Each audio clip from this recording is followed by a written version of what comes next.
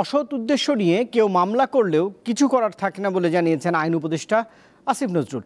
এই ধরনের অপচেষ্টা বন্ধ করতে নতুন আইন করা হচ্ছে বলেও জানিয়েছেন এই উপদেষ্টা। আজ এক আলোচনার সময় তিনি এসব কথা জানিয়েছেন। বৃহস্পতিবার রাজধানীর সিডাপ মিলনায়তনে গণমাধ্যমের স্বাধীনতা, সাংবাদিকদের সুরক্ষা ও অভিযোগ নিষ্পত্তির আইনি কাঠামোর পর্যালোচনা শীর্ষক আলোচনা সভা আয়োজন করে centre for governance studies CGS.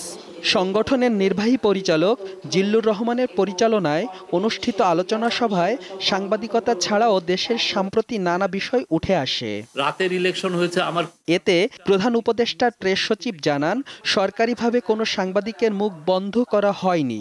তিনি বলেন, সাংবাদিকদের অ্যাক্রিডিটেশন কার্ড বাতিল করা ভুল ছিল, তবে এজন্য সচিবালয়ে সাংবাদিকদের প্রবেশ বন্ধ হয়নি। গণমাধ্যম খুবই স্বাধীন আছে, আমরা কারো কোনো মুখ বন্ধ করার একটা কোনো টুল ইউজ করছি না।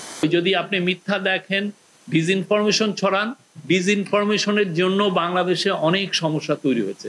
আলোচনায় আইন উপদেষ্টা জানান, এ পর্যন্ত 126 জন সাংবাদিকের বিরুদ্ধে হত্যা মামলা হয়েছে, এর মধ্যে আটক আছে 15 জন। তিনি বলেন, মিথ্যা মামলা এবং এসব মামলায় গ্রেপ্তার থামাতে নতুন বিধান করেছে সরকার। পুলিশ রিলেটেড কোনো কিছুর ব্যাপারে আমার কোনো কিছু করার নাই, সাংবিধানিকভাবে কোনো কিছু করার নাই। কেউ যদি ফলস মামলা করে তার ব্যাপারে আমার কিছু করার নাই, যেটা করার নাই এটা কিভাবে করব। তিনি বলেন, সরকার 3টি অগ্রাধিকার ঠিক করেছে। এগুলো হলো অভিযুক্তদের স্বচ্ছ বিচার নিশ্চিত করা, মামলার অচলাবস্থা কারণগুলো চিহ্নিত করা এবং বিচার বিভাগের জবাবদিহি নিশ্চিত করা। আমি জীবনে কখনো এত শক্তিহীন, দুর্বল এবং অবরুদ্ধ ফিল করি নাই। সোহাগ আহমেদ, দীপ্ত সংবাদ, ঢাকা।